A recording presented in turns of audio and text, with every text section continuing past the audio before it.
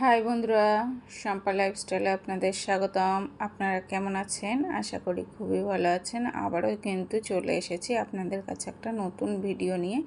সেটা হচ্ছে এসি পরিষ্কার করা, মানে এসি ফুল সার্ভিস করা ভিডিও নিয়ে। তো আগের দিন কিন্তু আমি তোমাদের কাছে ভিডিও দিয়েছিলাম অর্ধেক সার্ভিস, মানে আমি অর্ধেক সার্ভিস করেছিলাম। আজকে কিন্তু ফুল সার্ভিস হবে, মানে পুরো এসিটাকে খুলে ফেলে কিন্তু তারপরে কিন্তু ফুল সার্ভিস হবে। তো তার জন্য কোম্পানির থেকে মিস্ত্রিরা এসে গিয়েছে, দুটো দাদা এসেছে। তো দুটো দাদা এসে হচ্ছে ঠিক করবে, মানে ওয়াশ করে দেবে, পুরো সার্ভিস করা হবে। তো যাই হোক, সব কিছু একদম খুলে ফেলছে, দেখো ভেঙে চুরে দিচ্ছে নতুন জিনিস। তো একটাই জিনিস কি, যে কোনো জিনিস ব্যবহার করতে যেরকম আরাম লাগে, কিন্তু তার পেছনে পয়সা খরচা না করলে কিন্তু সেই আরামটা পাওয়া যায় না। তো এসি কেনার আগে কিন্তু 7-5 ভেবে কিনবেন। তো বছরে 2টো করে সার্ভিস দিতে হবে, না হলে কিন্তু এসি নষ্ট হয়ে যাবে। তো যাই হোক, আমাদের ফ্রি ছিল 1 বছর, তো আমরা 1 বছরের মধ্যে একটাও ফ্রি করাইনি। 3টে নাকি ফ্রি ছিল, তো সেই 3টে না ওভার হয়ে গেছে, তো করানো হয়নি। তো এসিটার সমস্যা হচ্ছে, ওই জন্য মিস্ত্রি ডাকতে বাধ্য হলাম। তো কোম্পানিতে ফোন করেছিলাম, তো কোম্পানির থেকে এই দুটো দাদাকে পাঠিয়ে দিয়েছিল। তো দাদারা সব কিছু খুলে কমপ্লিট করছে। আর তোমাদের দাদাভাই বলছে কি, যে তুমি এত মনোযোগ দিয়ে দেখছো, তুমি কি মিস্ত্রির কাজ শিখবে? তো আমি আগের দিন করেছিলাম, কিন্তু অর্ধেক, ফুলটা করিনি। তো যাই হোক, বারবারই বলছি, কিছু জিনিস কেনার আগে না 7-5 ভেবে দেখবেন। তো আমি যখন এসি কিনেছিলাম, আমার খুব আরাম লেগেছিল। ভাবছিলাম যেমন আরাম লাগে তেমন তার পেছনে খরচও হয় কিন্তু।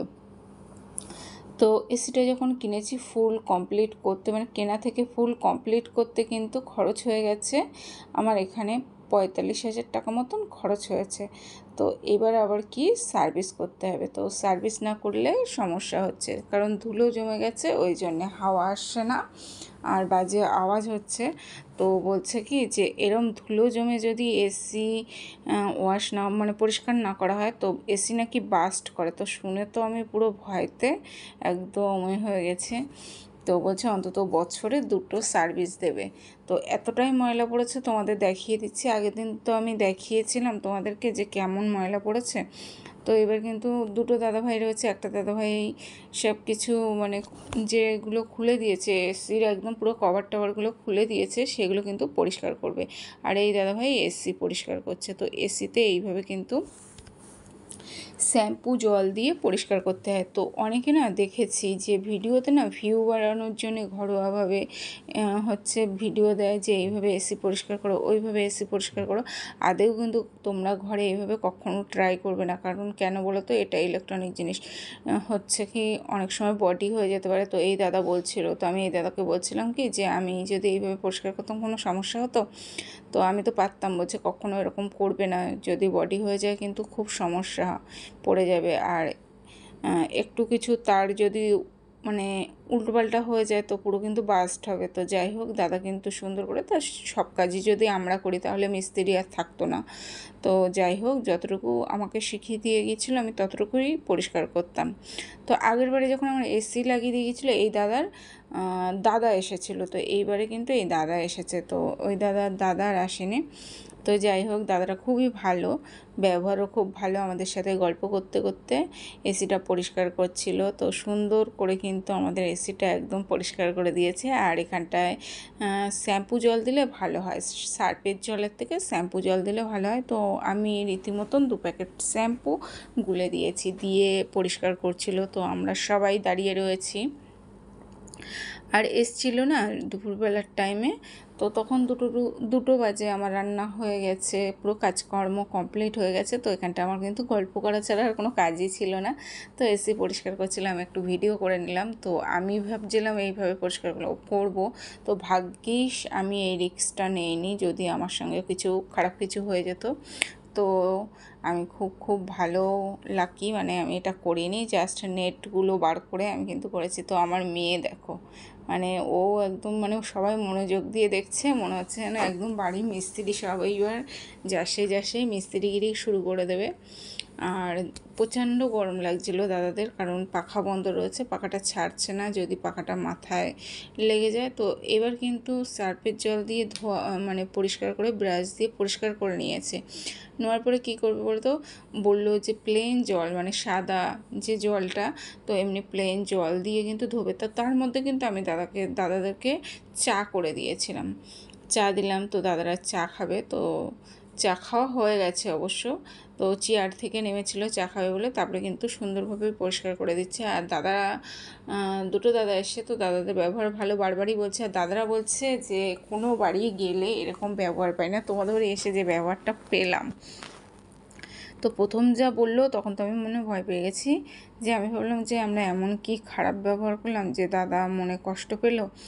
তো যাই হোক, এবার কি হচ্ছে, এসি ঠিকঠাক সেট হচ্ছে না, তখন তো আমার টেনশান হয়ে গেছে। আর যেহেতু এই দাদা আমার বাড়ি প্রথম, ওই জন্য আরও টেনশান হচ্ছিল যে কিছু আবার উল্টোপাল্টা হয়ে গেল নাকি। আর মানে আমি ওই যে এসিটা পরিষ্কার করার পরে একটু আওয়াজ কমেছিল, তো তারপরেও আমার চিন্তা হচ্ছিল যে এসিটা পরিষ্কার করতে হবে, জল টোপাচ্ছে বলে। তো ওই জন্য কিন্তু হলাম, তো এসিটা না সরে এসেছিলো, মেন হচ্ছে এসিটা সরে এসেছিলো, ওই জন্যে ওরকম হচ্ছিল। তো ফাইনালি দাদা একটু ঠেলে দিল, দিয়ে তারপরে কিন্তু দেখো সব কিছু একদম সেট করে দিয়েছে। তো আমি একটা কথাই বলবো, এসি নেওয়ার থেকে টেবিল ফ্যানের হাওয়া অনেক ভালো, সিলিং ফ্যানের হাওয়া অনেক ভালো, কিন্তু এসি নিলে না প্রচুর খাটনি। আর এসির হাওয়া খেলে না অনেক অনেক সমস্যা হয়, আমাদের ঘরে রয়েছে তো আমরা বুঝতে পারি, তো নানান রকম সমস্যা হয়। তো আমি কখনোই এসিটা নিতাম না, আমি জীবনে কখনোই এসিটা নিতাম না। আমার অপারেশন হওয়ার পরে মানে আমার যে অবস্থা হয়েছিল, সেই সময় ডাক্তারে বললো যে এই রুগী নিয়ে গেলে কিন্তু তোমাদের সবসময় ঠান্ডা ঘরে রাখতে হবে, যেহেতু এই রুগী আইসিইউর থেকে বেরিয়েছে, তো তোমাদের ঠান্ডা ঘরে রাখতে হবে, নাহলে কিন্তু এই রুগী বাঁচবে না। তো যাই হোক, তখন কিন্তু রীতিমতন তোমাদের দাদা এই এসিটা নিতে বাধ্য হয়েছিল, না হলে আমরা কখনোই কিন্তু এসি নিতাম না। তো আমি যদি সুস্থ থাকতাম আমি জীবনে নিতাম না। আর এখানে জানেন তো বন্ধুরা, এসি নিলে না প্রচণ্ড খাটনি, আমি তো দেখলাম যেমন শান্তিতে ঘুমানো যায়, তেমন তার পেছনে প্রচণ্ড খাটতে হয়, আর প্রচুর পয়সা খরচা হয়। রীতিমতন এই যে আমার বাড়ি এসেছে দাদারা এসি পরিষ্কার করতে, যাই হোক এসি সার্ভিস করতে, তো রীতিমতন কিন্তু এনাদের বিল হয় 1000 টাকা। এনারা অন্য জায়গা থেকে 1000 টাকা করে নেয়। তো আমাদেরকে বললো যে আমরা অন্য জায়গা থেকে 1000 টাকা নিই, তো তোমরা যে ব্যবহারটা আমাদের সঙ্গে করেছো, কোনো বাড়ি গেলে এই ব্যবহারটা করে না। তো এখানে আমার কিন্তু পয়সা চাইতে লজ্জা করছে। দাদা বললো যে পয়সা চাইতে লজ্জা করছে, তুমি যা দেবে দাও। তো আমি দাদাকে বলছি তাহলে মোটেই দেবো না, বলছে তা কিছু করার নেই, কারণ আমি দাদাদেরকে বলেছিলাম যে দুপুরবেলা এসছো দাদা, আমাদের বাড়ি যা রান্না হয়েছে সেটা দিয়েই খাওয়া দাওয়া করে যাও। তো দাদারা রাজি হয়নি। তো আমি রীতিমতন আমাদের যেহেতু ফলের ব্যবসা, ফল ছিল, ফল কেটে দিয়েছি, চা বিস্কুট দিয়েছি, একটু মিষ্টি দিয়েছিলাম, আর কোল্ড ড্রিঙ্কস তো বাড়ি থাকেই, কোল্ড ড্রিঙ্কস দিয়েছিলাম, আর দিয়েছিলাম ডিমের অমলেট করে। তো ওই জন্যই দাদারা কিন্তু এতটাই প্রশংসা করছে। তো খাবার মানে আমি কি বলেন তো, যে কেউ এলে না কিছু খেতে দিলে না, আমি সেই ভিডিওটা করতে পারি না, সত্যি কথা বলতে আমার ভীষণ খারাপ লাগে ওই জায়গাটায়। যে আত্মীয় স্বজন আসলে তখন একটু ভিডিও করলাম, সে ব্যাপারটা আলাদা, যে খেতে সবাই একসঙ্গে খেতে বসেছে, যে কিন্তু কেউ আসলে না আমি ওই ভিডিওটা করতে পারি না। তো ওই জন্য ওই ভিডিওগুলো আমি ঠিকভাবে করিনি, আমার খারাপ লাগা, যেহেতু আমাদের এই প্রথম এসেছে, লজ্জা পাচ্ছিল ভীষণ।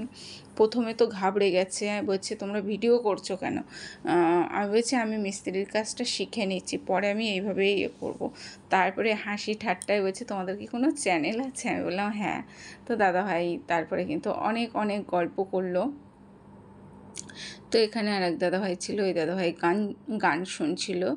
তো যাই হোক, আমি দাদাভাইকে বারণ করিনি, কারণ তারও তো ইচ্ছা হয়, ঘরে বসে রয়েছে, সে গান শুনছে, তো আমার একটু কপিরাইট আসবে বলে সেই জন্য আমি বলবো যে গান শোনো না, তার থেকে ভালো আমি নিজে ভয়েস দিয়ে নেবো। তো ওই জন্য কিন্তু আমি আর কিছু বলিনি। তো আমরা কিন্তু সবাই মনোযোগ দিয়ে দেখছি, আর দাদাভাই খুব মনোযোগ দিয়ে কাজ করছিল। এত সুন্দরভাবে কাজ করছিল। আর আমার বিছানায় না পেপার পেতে নিয়েছিল, জল পড়ছিল বলে। তো সুন্দর করে কাজ করলো। তারপরে কিন্তু অনেক অনেক গল্প করলো। রীতিমতন আমাদেরকে আবার দাদাভাইদের বাড়ি যেতে বললো, বলছে আমাদের বাড়ি থেকে একদিন ঘুরে আসবে, হাসনাবাদে আমাদের বাড়ি। তো আমাদেরকে যেতে বললো। তো আমার খুব ভালো লাগলো যে মানুষ কিন্তু মানুষের সঙ্গে এক দেখায় বলে না, মানুষের ব্যবহারটাই কিন্তু সবথেকে বেশি, যে কোন মানুষের ব্যবহারটা কতটা ভালো কি কতটা।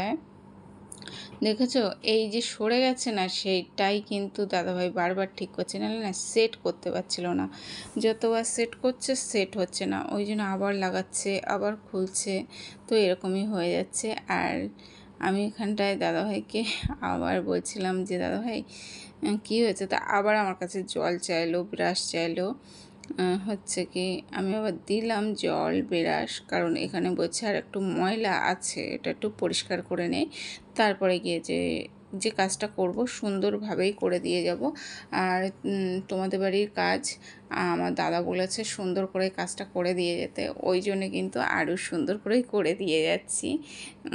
ওই নানান রকম কথা হচ্ছিল। তো জানেন তো বন্ধুরা, এসি কিনেছি, এসি ব্যবহার করছি, সবই ভালো লাগে, কিন্তু এর পেছনে যদি এরকম বছরে 1000 টাকা করে খরচা করতে, তো সারা জীবনের উপার্জন তো এসির পেছনেই চলে যাচ্ছে। কিন্তু একটা ফ্যান লাগাও ঘরে, একবার লাগালে কিন্তু সারাটা জীবন চলে যায়, কিন্তু মাঝে মধ্যে যদি সমস্যা হয় সে ব্যাপার আলাদা।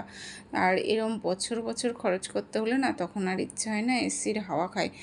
এ তো এক গেল, তারপরে কিন্তু ইলেকট্রিক বিল, মানে প্রচুর টাকা বিল আসে।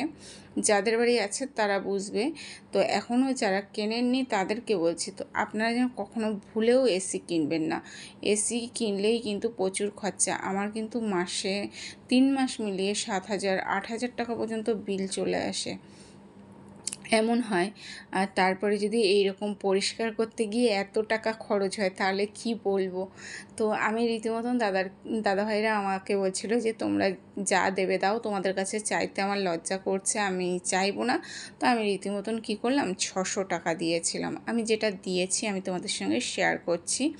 আর এটা 1000 টাকা বলছে, 1000 টাকার নিচে এই কাজ হয় না। তো ও আমাদের কাছ থেকে 600 টাকা নিয়ে গেছে।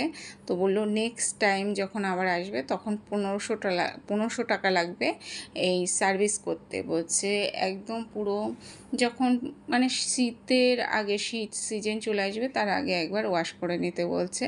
তো তখন নেবে 1500 টাকা। তো আমি বললাম যে আচ্ছা ঠিক আছে হবে, এখন তো চলুক, তারপরে তো অনেক গল্পই শিখিয়ে দিয়ে গেল কীভাবে কী করতে হয়। তো যাই হোক, অনেক কিছু শিখলাম আর অনেক কিছু। আর আমি কখনো বাবা ভুলেও এই কাজটা করতে যাবো না। অনেকে দেখেছি ভিউ বাড়ানোর জন্যে ভিডিওয়ে দেখায়, দেখো আমি ভ্যাকুয়াম ক্লিনার দিয়ে করছি, এইভাবে হচ্ছে এসির নেট পরিষ্কার করছি। আদেও কিন্তু এগুলো করা উচিত না, কারণ এগুলো করলে কিন্তু অনেক অনেক সমস্যা হতে পারে। কারণ যদি কোনো সমস্যা হয়ে যায়, আর যেহেতু ইলেকট্রিক জিনিস সবসময় আমাদের সাবধানে থাকা কিন্তু ভীষণ ভীষণ প্রয়োজন। তো এই সাবধানে যদি আমরা না চলি না, অনেক ক্ষতি হয়ে যেতে পারে আমাদের জীবনে। তো দাদা রীতিমতন বারবার সুন্দর করে পরিষ্কার করে, মানে দুবার, একবার শ্যাম্পু জল দিয়ে পরিষ্কার করেছে, সেই জলটা পুরো নোংরা হয়ে গেছে, আবার আমি শ্যাম্পু জল করে দিলাম, সেটা দিয়ে আবার পরিষ্কার করলো, দুর্দান্ত করে পরিষ্কার করছিল। আর প্রচুর ময়লা, বলছে 1 বছরে 3টে সার্ভিস ছিল ফ্রি, তোমরা করে নাওনি কেন। আমি বলছি কি যে ভুলে গেছিলাম, নানা রকম টেনশন চিন্তায় ভুলে গেছিলাম, ওই জন্য আর করা হয়নি। বলছে 3টে ফ্রি সার্ভিস কখনো ছাড়ে, তোমরা বোকা। তো যাই হোক, ছেড়ে যখন দিয়েছি, যেটা হওয়ার হয়ে গেছে, তো এখন তার কিছু করার নেই, এখন কপাল থাবড়ালেও আর হবে না। তো যাই হোক, এইভাবেই অনেক রকম কথা হলো, তো ভালোই লাগলো। আর আমরাও কিছু অভিজ্ঞতা বাড়লো, আমাদের শিক্ষাও হলো যে কি সর্বনাশ করলাম এসি কিনে এনে ঘরে। তো যদি না কিনতাম এই সর্বনাশটা হতো না। তো প্রচুর টাকা প্রচুর দিকেই বেরিয়ে যাচ্ছে। তো এখন আর কিছু করার নেই। তোমাদের দাদাভাই না এখন সবসময় যে মাথায় হাতটা দেয় না, ওটা কিন্তু ওর স্টাইল না, ওইটা ওর খরচা হয় বলে কিন্তু ওর মাথায় হাতটা পড়ে। বুঝতে পেরেছো বন্ধুরা, আমি বলেই দিচ্ছি। কারণ একটা জিনিস কি, ওর সত্যি ওর প্রচুর টাকা খরচ হয়। ও যে টাকাটা উপার্জন করে তার থেকেও হয়তো বেশি টাকা আমাদের পেছনে খরচ হয়ে যায়। কারণ যে বাড়ি অসুস্থ রুগী থাকে সেই বুঝবে যে তাদের পেছনে কতটা টাকা খরচ হয়, তো না হলে কেউ বুঝবে না। তো আমার প্রচুর টাকার মেডিসিন কিনতে হয়, তো আমার উপর দিকটা দিয়ে দেখলে কেউ বুঝতে পারবে না যে আমি সুস্থ।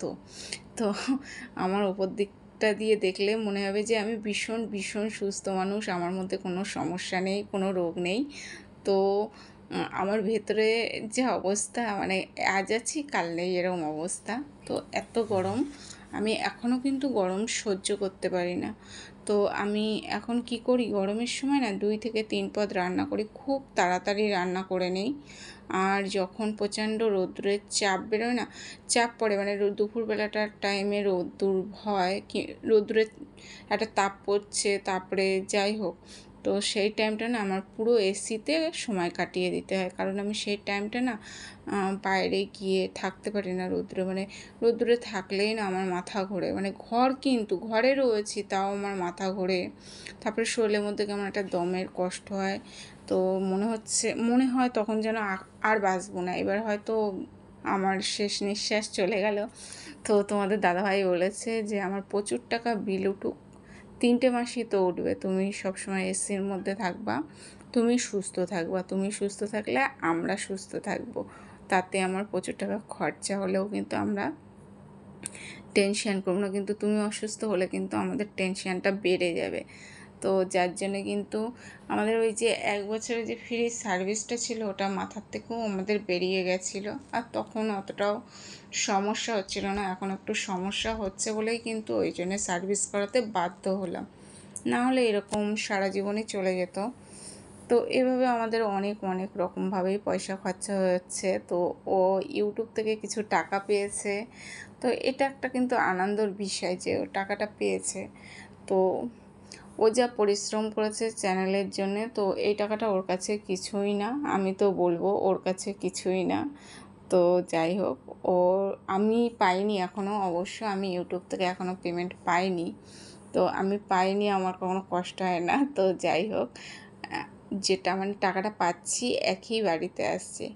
তো এই কিছুদিন হলো, তারপরে এই যে ইউটিউব থেকে টাকা পেলাম সেই টাকা দিয়ে মাকে একটা ফ্রিজ কিনে দিলাম, আমি একটা ওয়াইফাই লাগালাম, তারপরে তো একটার পর একটা খরচা লেগেই আছে, তবুও কিছু মনে করে না। তো ভাবি যে আমাদের একটা মেয়ে আছে, একটু একটু একটু করে জমানোর চিন্তা করি, তো হয় না, যেটা হয় না সেটা হয় না। তো মেয়ে যেহেতু হয়েছে, ভগবান ঠিকঠাকভাবে মেয়েরও একটা ভবিষ্যৎ গুছিয়ে দেবে। আর সত্যি কথা বলতে এই ইউটিউবটাই কিন্তু আসা দুজনে মিলে এই কারণেই যে নিজেদের যদি কিছুটা হলেও এখান থেকে উপার্জন করতে পারি অনেকটা সেফ হবে। কারণ আমাদের যে ব্যবসাটা রয়েছে ফলের ব্যবসা, ওটা হচ্ছে যৌথ ব্যবসা। আমার হাজব্যান্ড, ওরা 2 ভাই, মানে ভাসুর রয়েছে, আমার ভাসুর আছে আর আমার হাজব্যান্ড, এরা হচ্ছে 2 ভাই। তো এই ব্যবসাটা কিন্তু জয়েন্টে চলে। তো জয়েন্টে ব্যবসা করতে গেলে কিন্তু অনেক ঝামেলা, সেই ঝামেলা সামলে তারপরে যখন আমরা সংসারটাকে হাসি খুশিভাবে চালিয়ে যাই তো খুব ভালো লাগে, তো কষ্ট হয় না। তো আমাদের কিন্তু একটা জিনিস কি, তোমাদের সঙ্গে না সব কথা বলি বলে এই কথাটাও শেয়ার করছি, আমাদের জায়গায় কিন্তু মিল নেই, কিন্তু ওদের ভাইতে ভাইতে প্রচুর মিল আছে। কারণ আমার ভাসুর এখানে থাকে না, আমার ভাসুর দূরে থাকে, আমাদের বাড়ি ছাড়া অনেকটাই দূরে থাকে। আর আগে একসঙ্গে থাকতাম, তো তারপরে কিন্তু আলাদা করে দিয়েছে, মানে শ্বশুর শাশুড়ি আলাদা করে দিয়েছে। তো ভাসুরদের একদিকে দিয়ে দিয়েছে আর আমাদেরকে পুরনো বাড়ি থাকতে বললো। তো আমরা শ্বশুর বাড়ি পুরনো ঘর ধরেই রয়েছি। তো নিজেদের কিন্তু আর নতুন করে ঘর ধরে যেটুকুনি যা করছি, এই যে পুরনো ঘর ধরের মধ্যেই সে যা করার করছি। তো ইচ্ছা ছিল যে আমি একটা সুন্দর করে ঘর বানাবো বড় করে, তো আমার একটু বড় ঘর দরের ভীষণ ইচ্ছা ছিল, তা পূরণ হয়নি, যা হোক। এই যে শ্বশুরবাড়ির ছোটো ছোটো ঘরদোর, এখানেই আমার জীবনটা চলে যাচ্ছে। তো আগে ভাবতাম যে আমার ঘর দৌড় অনেক কিছু দরকার, এখন আর কিন্তু ভাবি না। কারণ কেন বলো তো, আমার তো একটা মেয়ে, বিয়ে হয়ে গেলে শ্বশুরবাড়ি চলে যাবে, তারপরে কিছু শখ করতে চাইলে প্রচুর উপার্জনের দরকার হয়, টাকা পয়সারও দরকার হয়। সেটা আমাদের খুব এখন কম, মানে আগে ছিল, এখন কমে গেছে যেটা বলবো। মানে আগে একটা জোর ছিল, তো এখন কিন্তু আমার পেছনে প্রায় 15,000 থেকে 20,000 টাকা বেরিয়ে যায় মাস গেলে। তো ওই জন্য আর কিছু বলি না। তো দাদা ফাইনালি পুরো করেছে, এসিটা কমপ্লিট করে ছেড়ে টেড়ে দেখিয়ে দিচ্ছে। আর এখন কিন্তু হাওয়াটা খুব সুন্দর আসে, তো এসিটা খুব সুন্দরভাবেই পরিষ্কার করলো। তো ভিডিওটি ভালো লাগলে লাইক কমেন্ট করবে। আর বারবারই বলছি, তোমরা যেন এসি নিও না। এসি নিলে কিন্তু প্রচুর খরচা, যেমন আরাম আছে তেমন কিন্তু খরচও আছে। আর কিছু বলার নেই আমার। তো এবার তোমাদের সিদ্ধান্ত।